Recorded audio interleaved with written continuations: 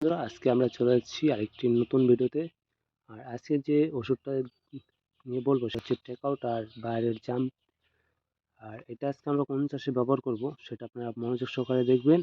আর ভিডিওটি একটু গুরুত্বপূর্ণ হতে চলেছে। আর এটাকে এখন আমরা গুলে নেব। প্রথমে কেটে নেব জামটাকে। আর জামের যে টেকনিক্যালটা যে আছে সেটা হচ্ছে ফিব্রোনিল 80%, মানে 80% ফিব্রোনিল আছে। আর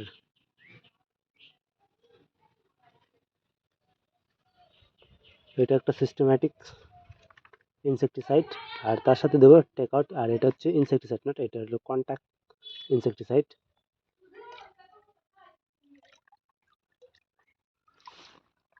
আর এটা আপনারা ভালো করে এই দুটো ওষুধ ভালো করে 5 করে গুলে নেবেন, তাহলে কি রেজাল্টটা ভালো পাবেন।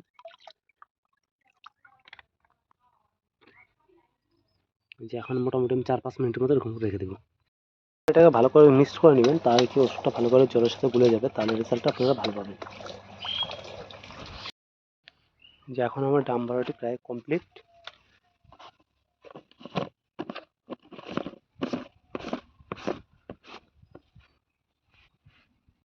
কৃষক বন্ধুরা, আজকে আপনারা দেখতে পাচ্ছেন যে আমি বাড়ি থেকে ডামটা ভরে তারপর নিয়ে আসলাম আমার শশা চাষের জমিতে স্প্রে করার জন্য। সেটা এখন আমি স্প্রে করা স্টার্ট করে দিয়েছি। আর আপনারা সেটা মনোযোগ সহকারে দেখবেন যে কীভাবে আমি স্প্রেটা করি। সেটা হচ্ছে গাছের উপরে থেকে নিচের পাতাটা সম্পূর্ণটাই ভালো করে ভিজিয়ে স্প্রে করবেন। যেহেতু আজকে আমি যে ওষুধটা আপনাকে দেখালাম সেটা হচ্ছে থ্রিপসের ওষুধ।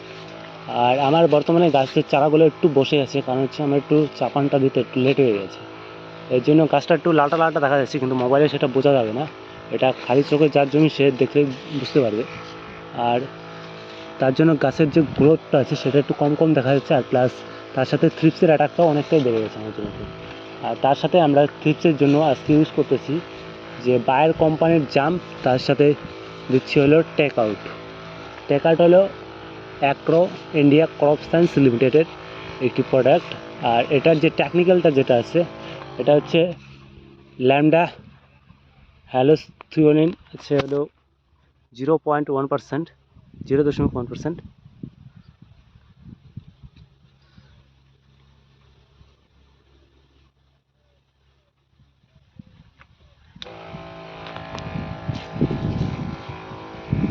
আর সেটা আমি এখন স্প্রে করতেছি। আর এটা আপনারা আর কোন কোন সবজি চাষে ইউজ করবেন, কখন কখন কত পরিমাণ, সম্পূর্ণটাই এই ভিডিওটার মধ্যে পেয়ে যাবেন।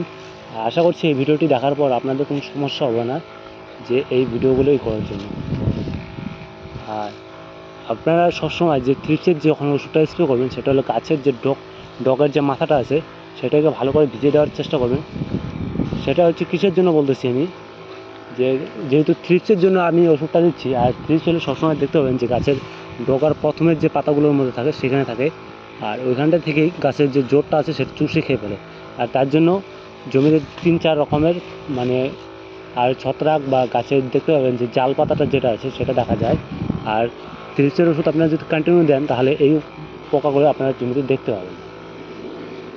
আর এটা আমি কেন বলছি আপনাদের, যারা শশা চাষ করে তাদের এই যে রোগগুলো আমি বলে দিচ্ছি, এগুলো হলো মাত্র সাময়িক ব্যাপারে, মানে এটা যখন তখন ফসলকে ড্যামেজ করে দিতে পারে। আর তার জন্যই আমি আপনাদেরকে এটা আগে থেকে অ্যাডভান্স জানিয়ে দিচ্ছি, তাহলে কি আপনারা রেজাল্টটা ভালো পাবেন। আর আপনারা যে আমি এখন ওষুধগুলো বলতেছি সেগুলোর আমি ডোজটা মানে পরিমাণটা বলে দিচ্ছি। সেটা হচ্ছে যে আপনারা যদি শশা চাষে ইউজ করেন টেকআউট, তাহলে আপনারা মোটামুটি 16 লিটার জলে 20 ml ইউজ করবেন। আর তার সাথে বাইরের যে জামটা আছে ওটা 2 গ্রাম করে ইউজ করবেন। সেটা আপনারা যদি বড় প্যাকেট নেন তাহলে ওটা আপনাদের ভাগ করতে হবে। আর ছোটো প্যাকেট নিলে পরে আপনারা মোটামুটি ওটা 2 গ্রাম করে প্যাকেটই আছে পার প্যাকেট, সেটা ইউজ করতে পারেন। আর বাইরের যে জামটা আছে এটা হলো সিস্টেম্যাটিক ইনসেকটিসাইড, কারণ হচ্ছে এটা গাছের ভিতর থেকে পোকাকে দমন করবে থ্রিপসের জন্য। আর যেটা আমি টেকআউট যেটা দিচ্ছি সেটা হলো একটু কন্ট্যাক্ট ইনসেকটিসাইড। এটা মোটামুটি আপনারা যদি দেখা যাচ্ছে যে বৃষ্টি হওয়ার চান্স আছে, আর মোটামুটি 2-3 ঘন্টা যদি আগে আপনারা ইউজ করেন তাহলে মোটামুটি এটার রেজাল্টটা ভালো পাবেন। আর বৃষ্টির সময় তো জানেন রোগ কীরকমভাবে পোকামাকড়ের দমনটা বেড়ে যায়। আর তার জন্য এটা একটি ভালো কন্ট্যাক্ট ইনসেকটিসাইড। যেটা আমি মনে করি এটা বেস্ট এইখানকার প্রোডাক্ট হিসেবে। আর তার সাথে আপনারা যদি চান যে নিম অয়েল ইউজ করতে পারেন সেটাও পারেন, আমি সেটা দিচ্ছি না এখন। কারণ নিম অয়েল দিলে পরে কী হয় যে শশা চাষের আপনারা, আমি মনে করি যখন গাছে ফল আসবে তখন আপনারা নিম তেলটা ইউজ করবেন না। কারণ হচ্ছে তাহলে ওই শশাটার যে এটা যেহেতু আপনারা লোকাল শশা চাষের ইউজটা টেকনিকটা দেখতেছেন, তার জন্য বলে দিচ্ছি যে নিম তেলটা ইউজ করবেন না। কেন বলতেছি, কারণ সবাই বলে যে নিম তেল ইউজ করলে তো গাছের পক্ষে ভালো। হ্যাঁ, গাছের পক্ষে ভালো, সেটা খারাপ বলতেছি না আমি। কারণ আপনারা ফল আসার আগে ইউজ করবেন, তাহলে কি হয় যে ফলটা দেখতে পাবেন যে সাদা থাকবে। আর যদি আপনারা ফল আসার পরে ইউজ করেন তাহলে ফলটা কালো হবে, তখন বাজারের যে রেটটা আছে সেটা আপনারা ভালো পাবেন না। রেট কমে গেলে পরে তো আমাদের লোকসান না, যেহেতু আমরা কৃষক, আমাদের তো রেটটা বেশি চাই। কারণ 1-2 টাকা বেশি হলে পরে তো আমাদেরই তো লাভটা হবে না। তার জন্য এটা আমি বলে দিচ্ছি আপনারা, সেটা আপনারা মনোযোগ সহকারে শুনবেন আর সেইভাবেই আপনারা স্প্রে করবেন। এই যে দেখুন, এই যে এরকম করে স্প্রে করুন গাছের টকটাকে। আর এটা আপনারা আর কোন চাষের জমিতে ইউজ করতে পারেন, যেটা হচ্ছে আপনারা লাউ চাষে ইউজ করতে পারেন। লাউ চাষে আপনারা নিমতেল সহ স্প্রে করতে পারেন, কারণ লাউ চাষে নিমতেল ইউজ করলে পরে গাছের চেহারাটা ভালো হয়। তার জন্য আপনারা ইউজ করতে পারেন, চেহারা ভালো থাকবে, লাউ কালার ভালো থাকবে।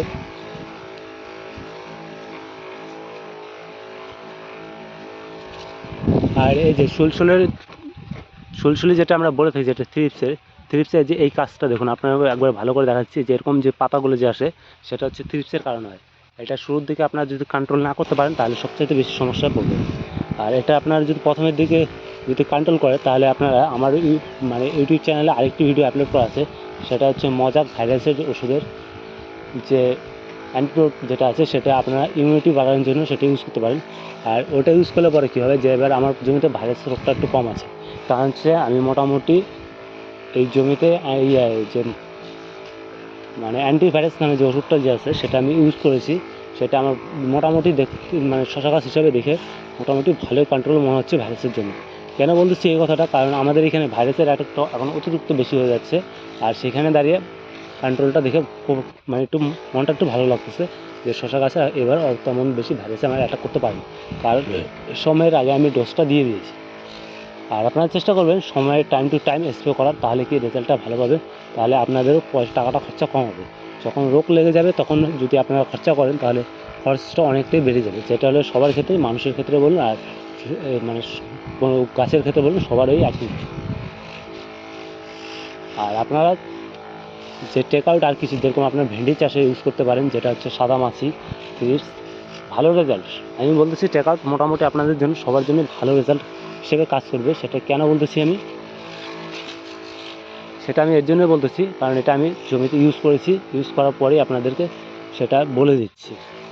আর এটার ইউজ আমি অনেক দিন ধরেই করতেছি। যে আপনারা বলতে পারেন যে আপনি কি এটা কি মার্কেটিং করতেছেন, যে টেক আউট কোম্পানি? না, আমি কোনো মার্কেটিং করতেছি না, কারণ এটা দিলে পরে আপনাদের খরচ কমবে, সের জন্য বলতেছি। আর আমি কোনো কোম্পানির লোক না, আর আমি যেটা জমিতে ইউজ করি আমি সেটাই বলতেছি। আর এখন যে কটা সবজি চাষ করো, সব সবজি চাষেরই আপনারা ভিডিও পেয়ে যাবেন। আমার মোটামুটি মনে করেন যে 2-3টে ভিডিও আপলোড করা আরও বাকি আছে, সেটাও বলে দিচ্ছি। যে আমি এখন বরবটির চাষ করেছি, সেই বরবটি কোন বীজ লাগাইছি সেটাও আমি বলে দেবো না, যে কোন বরবটিতে আমার ভালো রেজাল্ট আসতেছে। আর আরেকটা বরবটি চাষ করব, সেটা হচ্ছে অঙ্কুরের বরবটি। মানে বাজারে সেটার ডিমান্ডটাও মানে দামটা অনেকটা বলতে মানে আমি ইউটিউবে দেখেছি, সেই হিসেবেই বলতেছি যে ওটা নাকি 3-4 মাস বিক্রি করা যায়। সেটাও দেখবো কীরকম হয় না হয়। এটা মোটামুটি আর কিছুটা দিন, কয়েকদিন পরে আমি ওটার দানাটা দেখে আনার চেষ্টা করবো আমাদের এখানে পাওয়া যায় কি না। কারণ দানার কেজির দাম অনেকটাই বেশি, প্রায় 30,000 টাকা কেজি দানা। দেখবো কীরকম হয়, যদি 6 মাস বিক্রি করা যায় 30,000 টাকা দানা গায়ে, তাহলে না লাভই হবে, লস তো আর হবে না। কারণ একবার আবার দিয়ে 6 মাসের মতো আবার দিতে হবে না। আর আপনারা চেষ্টা করবেন যে আমি যেরকম করে ওষুধ দিয়েছি সেরকম করে আপনারা ওষুধ দেবেন। আর আমি পিছিয়ে পিছিয়ে ওষুধ দিচ্ছি, কারণ হচ্ছে আমার যে কূপ দিয়ে আমি যে দিক থেকে স্প্রে করতেছি তার ঠিক উল্টো দিক থেকে হাওয়া চলতেছে, যাতে ওষুধটা মুখে না আসে, তার জন্য এরকম করে ওষুধ দিচ্ছি। আপনারা এরকম টেকনিক খাটিয়ে স্প্রে করবে, তাহলে কি আপনাদের গায়ে স্প্রেটা পড়বে না। আর আপনাদের যদি ভিডিওটি যদি ভালো লাগে, চ্যানেলটিকে সাবস্ক্রাইব করবেন আর আপনাদের ফ্রেন্ডকে শেয়ার করবেন। আর এই পাশে দেখুন, এই পাশে গাছটা দেখুন অনেকটাই সবুজ, কারণ এই পাশটায় আমি মোটামুটি 4-5 দিন আগে গাড়া হয়েছে, আর এই পাশের জমিটা 4-5 দিন লেটে গাড়া হচ্ছে। আর এই পাশের জমিটা আমার সার দিতে অনেকটাই লেট হয়ে গেছে। আর এটার মোটামুটি গ্রোথটা ঠিকঠাক আছে। আর আপনাদের ভিডিওটি যদি ভালো লাগে কমেন্ট করুন, আর দেখা হচ্ছে নেক্সট ভিডিওতে। এখনকার মতে এখানে।